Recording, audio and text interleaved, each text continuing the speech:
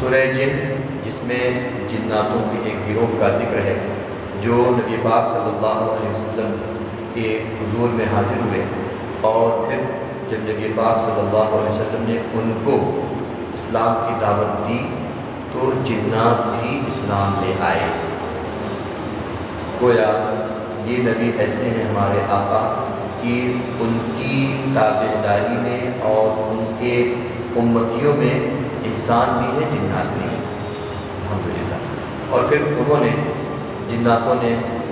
اپنے گروہ کے بارے میں بتایا کہ ہم جو گروہ سے تعلق رکھتے ہیں اس گروہ کے لوگ کچھ اللہ کے بارے میں ایسا کہتے تھے ایسا کہتے تھے،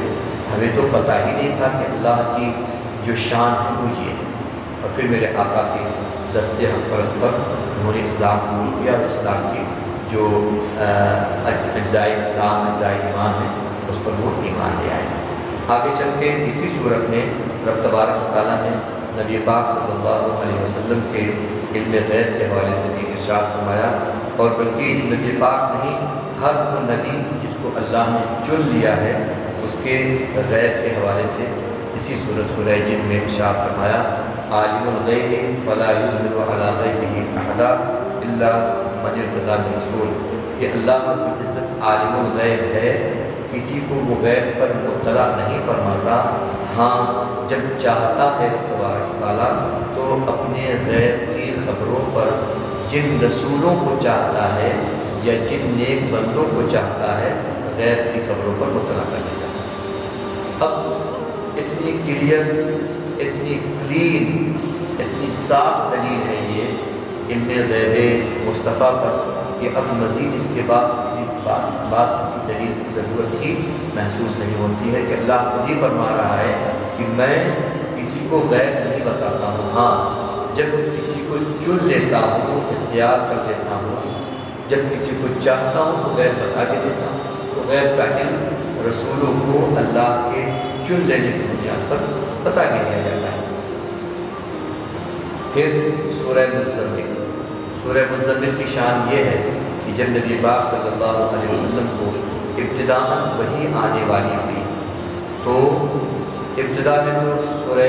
اقرا نازل ہوئی، اور اسی کے ساتھ ساتھ کچھ اور آگے پیچھے کر کے سورہ مزمل اور سورہ مدثر دونوں نازل ہوئی۔ مزمل کا مطلب یہ ہے جو اپنی شال کو اپنے اوپر ڈالے ہوئے ہو، اور مدثر کا بھی تقریباً مطلب یہی ہوتا ہے۔ اور جب نبی پاک صلی اللہ علیہ وسلم اللہ کے حضور میں خوب عبادت کرنا شروع کر دیے، رات بھر، ایسا نہیں کہ ایک دن دو دن بلکہ ہمیشہ رات بھر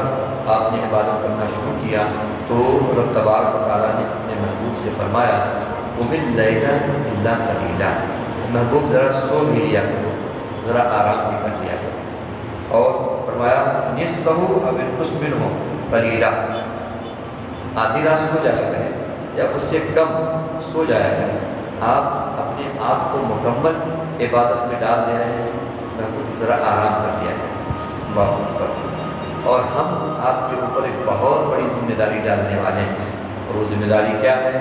دعوت و تبلیغ کی ہے۔ تو آپ اب فزیکلی مینٹلی پریپیئر ہو جائیں کہ آپ کو ایک بہت بڑے مشن میں اللہ کی طرف سے لگایا جانا ہے۔ چنانچہ اللہ نے ایک بڑے مشن دین کی تبلیغ کے لیے اپنے حبیب صلی اللہ علیہ وسلم کو لگایا، اور پھر اللہ کے رسول نے اس تبلیغ کے کام کو بڑے اچھے اور بڑے احسن انداز میں پورا فرمایا۔ آگے چل کے سورہ مدثر کا ذکر ہے۔ سورہ مدثر میں ایک خاص طور سے واقعہ مذکور ہے ولید ابن مغیرہ کا۔ ولید ابن مغیرہ جو بہت بڑا اچھا ادیب تھا اور عربی میں بہت ماہر تھا، اس نے لوگوں سے آ کر کہا، ابو جہل اور دوسرے ساتھیوں سے، کہ میں جاتا ہوں ذرا محمد کو معزز رب العالمین سمجھا کے آتا ہوں، تمہاری بات نہیں مان رہا ہے، میری بات مانے گا، میں دیکھتا ہوں کتنا بڑا زور آور ہے، زبان والا ہے یہ عبداللہ کا لڑکا محمد۔ خیر وہ آیا نبی پاک صلی اللہ علیہ وسلم کے پاس، اور جب نبی پاک کے پاس آیا تو اپنی کچھ باتیں کہی۔ اس نے کہا کہ اگر محمد تم مال چاہو تو ہم سارے عرب کا مال تمہارے قدموں میں رکھ دیں گے، اور اگر تم یہ چاہ رہے ہو کہ خوبصورت لڑکی تمہارے شادی اور نکاح میں آ جائیں تو عرب کی سب سے خوبصورت حسیناؤں کو تمہارے قدموں میں رکھ دیا جائے گا، اور اگر کچھ اور چاہتے ہو تو ہم وہ دینے کے لیے تیار ہیں، لیکن ہمارے بتوں کو اور ہمارے خداؤں کو برا بھلا نہ کرو۔ نبی پاک صلی اللہ علیہ وسلم نے ساری باتیں سنی اور سننے کے بعد ایک پیج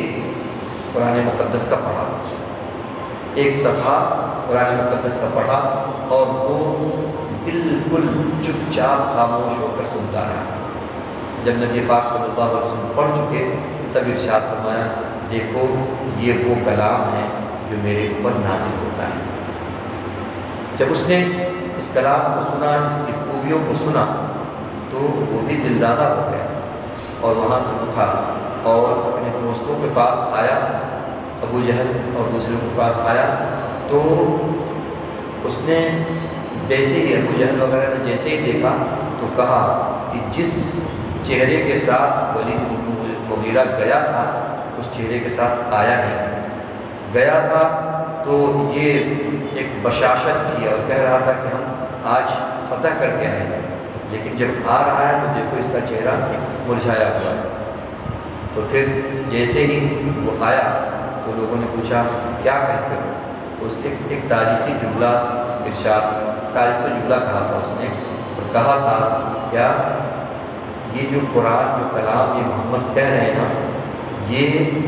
بہت ہی بلند کلام ہے، بہت ہی بلند کلام ہے، اور دیکھ لینا یہ کلام ایک دن غالب ہو کر ہی رہے گا، یہ کسی انسان کا کلام ہو ہی نہیں سکتا۔ جب ایسی باتیں کی تو ابو جہل نے کہا دیکھا میں نے کہا تھا کہ جائیں گے یہ صاحب بھی جادو کھا کر آئیں۔ پھر اس نے کہا ہاں مجھے لگتا ہے میرے اوپر جادو کر دیا ہے، ہاں اور یہ تو انسان ہی کا کلام ہے۔ پہلے کیا بول رہا تھا، جب لوگوں نے ورگلایا تو پھر کیا کرنے لگا۔ بہرحال قرآن نے پھر کہا سأصلیہ سقر، تم کو اللہ نے موقع دیا تھا کہ تم اس موقع کا فائدہ اٹھا کر اسلام قبول کرتے، لیکن نہیں، چلو ٹھیک ہے تم اسلام قبول نہیں کر رہے ہو تو تمہارا انجام رکھا ہوا ہے، سأصلیہ سقر، میں اس بدبخت کو جہنم میں ڈالوں گا، اور اسے پتہ نہیں کہ سقر کیا ہے، لا تبقی ولا تذر، نہ تو وہ چھوڑے گی اور نہ ہی مرنے دے گی، ہمیشہ اسی میں رہنا ہے۔ لواحۃ للبشر، پھر بشر یعنی تمام چمڑیوں کو ادھڑ کر رکھ دینے والی جہنم، جس کا تذکرہ اس سے پہلے بھی سورہ نوح کے اندر غالباً یا سورہ معارج کے اندر ہوا کہ جہنم چمڑیوں کو ادھیڑ دینے والی ہے۔ اللہ ہم سب کی حفاظت فرمائے، اور اس پر فرشتے لگے ہوئے ہیں، فرشتے اپنا کام کرتے رہیں گے، کسی کو وہاں سے نکال کے لے جانے کی اجازت نہیں ہوگی، کافروں کو خاص طور سے۔ مسلمان کچھ ایسے ہوں گے جو ابتداءً اپنے کچھ کرتوتوں کی سزا جہنم میں کاٹیں گے اور اس کے بعد پھر جنت میں آئیں گے، اور جب جنت میں آئیں گے تو پھر جنت کا کیا کہنا۔ البتہ مسلم شریف کی حدیث ہے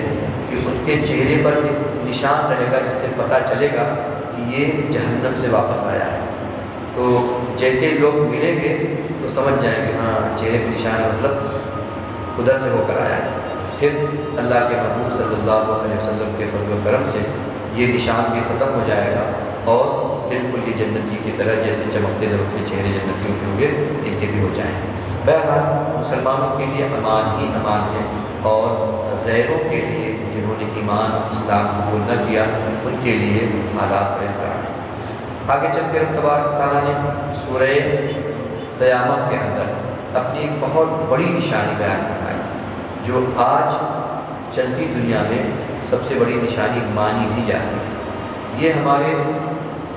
انگلیوں کے اندر جو نشانات ہیں جس کو ہم فنگر پرنٹس بولتے ہیں، جب سورہ قیامہ نازل ہوئی تو اس سے پہلے کچھ لوگ کہہ رہے تھے، کافر کہہ رہے تھے کہ مرنے کے بعد جب ہم قبروں میں سڑ جائیں گے، مر جائیں گے، گل جائیں گے، ہماری ہڈیاں تک ختم ہو جائیں گی، کیونکہ ہزار سال تک قبروں میں رہنا، پھر سارا کچھ ختم ہو جائے گا، تو پھر انسان کو کیسے دوبارہ زندہ کیا جائے گا، انسان کو کیسے دوبارہ زندہ کیا جائے گا۔ تو رب تبارک و تعالیٰ نے سورہ قیامت نازل فرمائی اور رب نے قسم کھا کے کہا، قیامت کے دن کی قسم اور نفس کی قسم۔ انسان یہ سوچتا ہے کہ اس کی ہڈیاں کیسے جمع ہوگی، انسان یہ سوچ رہا ہے اس کی ہڈیاں کیسے جمع کی جائیں گی، اس کو بعد زندہ کیسے کیا جائے گا۔ اللہ نے ارشاد فرمایا، یہ جو تمہارے پوروں میں، تمہارے ہاتھ کی انگلیوں میں جو نشانات ہیں، اللہ رب العزت ان نشانات کو بھی جمع کرنے پر قادر ہے۔ اب ظاہر سی بات ہے، نشانات کو جمع کرنے پر قادر ہے، انگلیوں کے نشانات۔ تو اب اس میں اسٹڈی شروع ہوئی۔ جب اسٹڈی شروع ہوئی تو حیران کن انکشافات ہوئے کہ دنیا کے تمام لوگوں کے انگلیوں اور پیروں کے جو نشانات ہیں، فٹ پرنٹس یا فنگر پرنٹس، دنیا کے کسی بھی بندے کا نشان دوسرے سے میل نہیں کھاتا، قطعاً میل نہیں کھاتا۔ موبائل ہے، ابھی آج موبائل میں بھی فنگر پرنٹ لگ گیا ہے، اگر ایک کا فنگر پرنٹ لگا ہوا ہے، چاہے اس کا بھائی ہی کیوں نہ ہو، اس کی بہن ہی کیوں نہ ہو، ماں ہو، باپ ہو، کچھ چہرے تو مل سکتے ہیں۔ ایسا بھی ہو سکتا ہے کہ جڑوا بھائی ہوں، دونوں کے چہرے سیم ہوں، لیکن ایسا قطعی نہیں ہوگا کہ انگلیوں کے نشانات مل جائیں۔ جب یہ قدرت اللہ نے بیان فرمائی تو تحقیق جب شروع ہوئی تو لوگ دم خود رہ گئے۔ اللہ اکبر! جو رب پوروں کو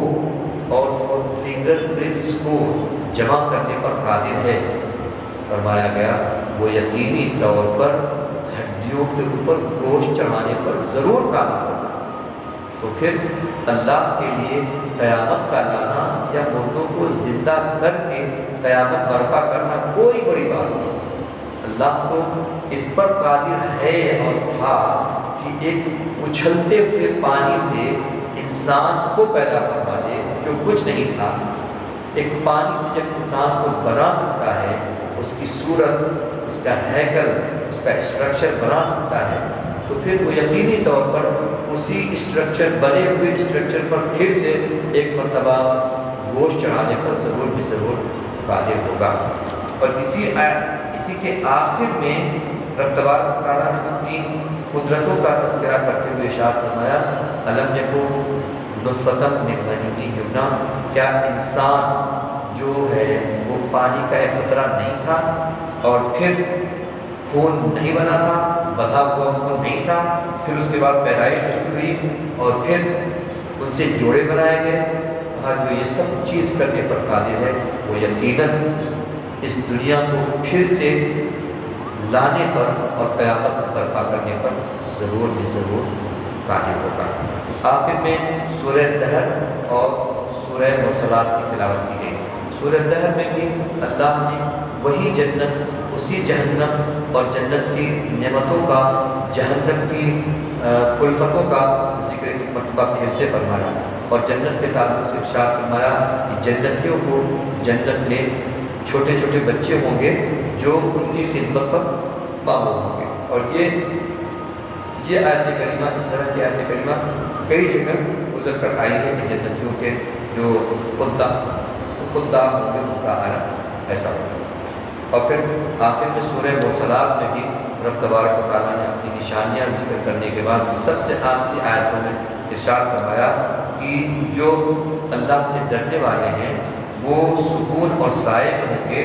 اور وہ جس طرح کا بھی فروٹ پھل چاہیں گے ان کو دیا جائے گا اور کہا جائے گا کھاؤ پیو، مزے سے کھاؤ پیو، یہ تمہارے نیک عمل کا بدلہ ہے، تم نے نیک عمل کیا، ایمان لے آیا تو اس کا بدلہ تمہیں مل رہا ہے۔ اور کہا کہ ہم تو محسنین کو، جو نیک کام کرنے والے ہیں ان کو اسی طرح سے بدلہ دینے والے ہیں۔ اور آج کے دن جو کافر ہیں ان کے لیے بڑا سخت دن اور ویل والا دن ہے۔ پھر ارشاد فرمایا گیا کافروں سے بھی کہا جائے گا تم بھی کھاؤ لیکن تمہارا کھانا الگ ہوگا۔ کھانے کے نام پہ کیا ہوگا؟ اللہ ہماری اور آپ کی حفاظت فرمائے۔ کھانے کے نام پر بدبودار کھانا، پینے کے نام پر ٹیپ جو خون کی خراب حالت ہوتی ہے اس کو ٹیپ بولتے ہیں، جب سفید ہو جاتا ہے وہ ٹیپ ان کو دیا جائے گا۔ اللہ حفاظت فرمائے۔ آپ سوچیں جس ٹیپ کو آدمی صحیح سے دیکھ نہیں سکتا ہے، اس ٹیپ کو جہنمیوں کو دیا جائے گا کہ وہ پئیں۔ وہ چاہیں گے کہ نہ پئیں، لیکن کوئی چارہ بھی نہیں رہے گا، کیونکہ پیاس کی شدت اتنی شدید ہوگی کہ پھر وہ کچھ بھی کر کے پئیں گے۔ اور اللہ فرمائے گا ٹھیک ہے، یہ تمہارے اعمال کی سزا ہے، تمہارے پاس نبی آئے، رسول آئے، قرآن آیا، کتابیں آئیں، ایمان نہیں لے آئے تو ٹھیک ہے، آج تمہارا معاد یہی ہے۔ اور پھر ارشاد فرمایا گیا کہ اے لوگوں، اب بھی دیر نہیں ہوئی ہے، اب بھی رب کی طرف رجوع کر لو۔ اگر آج بھی رب کی طرف رجوع ہو گیا تو انشاءاللہ اللہ کریم ہے، اپنے فضل و کرم سے بندوں کی بخشش فرما کے ان کو اپنے کرم میں، اپنے رحم میں جگہ دے گا، اور جس طرح سے اور دوسرے لوگوں کو اللہ نے جنت کا وعدہ فرمایا، اسی طرح سے عام لوگوں کو بھی جنت عطا فرمائے گا۔ اللہ تبارک و تعالیٰ کی بارگاہ میں دعا ہے، اللہ تبارک و تعالیٰ ہم کو، آپ کو، سب کو ابتداءً ہی نبی پاک صلی اللہ علیہ وسلم کے نالین پاک کے صدقے میں جنت الفردوس، جنت اعلیٰ عطا فرمائے۔ اے کریم رب، ہم سبوں کو ایمان کے ساتھ دنیا میں رکھ، اور ایمان کے ساتھ ہم سبوں کا خاتمہ بالخیر فرما۔ ہمارے جتنے بھی عزیز دوست، ہمارے جتنے بھی خاندان کے لوگ ایمان کی حالت میں دنیا سے رخصت ہو گئے، مولا سب کی بخشش فرما دے، اور سبوں کو جنت الفردوس میں آقا کی معیت اور شفاعت کے صدقے میں جنت الفردوس میں جگہ برآمد فرما، اور ہماری دعاؤں آرزوؤں کو پورا فرما۔ غریب رب، ہم لوگوں نے 29 پارے کی تلاوت مکمل کر لی۔ اے اللہ، ہم صحیح ہے کہ ہم تیرے کلام کو کما کہوں نہیں پڑھ سکتے مولا، لیکن جو بھی ٹوٹا پھوٹا ہم سے ہو سکا پڑھا ہے مولا، سب کو اپنی بارگاہ میں قبول فرما لے، اور اسی قرآن پاک کے صدقے میں ہماری بھی، ہمارے آل و اولاد کی بھی، ہماری تمام نسلوں کو مولا تعالیٰ جنت الفردوس میں جگہ مرحمت فرما، اور ہماری تمام آنے والی نسلوں کو ایمان والی، اسلام والی نسل بنا۔ ان اللہ و ملائکتہ یصلون علی النبی یا ایھا الذین آمنوا صلوا علیہ وسلموا تسلیما۔ اللهم صل علی سیدنا و شفیعنا و حبیبنا و بارک وسلم۔ صلاۃ و سلام علیک یا رسول اللہ صلی اللہ علیہ وسلم۔ سبحان ربک رب العزة عما یصفون وسلام علی المرسلین والحمد للہ رب العالمین۔ حق لا الہ الا اللہ محمد رسول اللہ صلی اللہ علیہ وسلم۔